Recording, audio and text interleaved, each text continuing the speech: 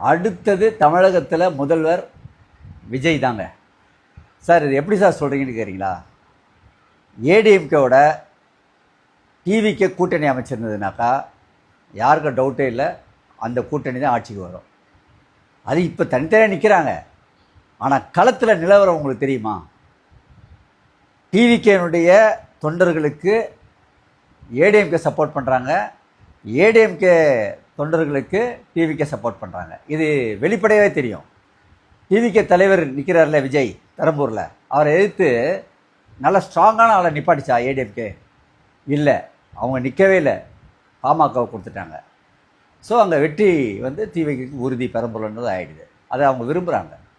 அதே போல் எடப்பாடி பழனிசாமி அவர்களை எதிர்த்து போட்டிடுறதுக்கு டிவிகே யார் ஏதோ ஒரு பெட்டிஷன் போடுவாங்கன்னா அது ரிஜெக்ட் ஆகிடுச்சான். அவங்க நிற்கவே விரும்பலை, அந்தளவுக்கு அவங்க சப்போர்ட் பண்ணுறாங்க.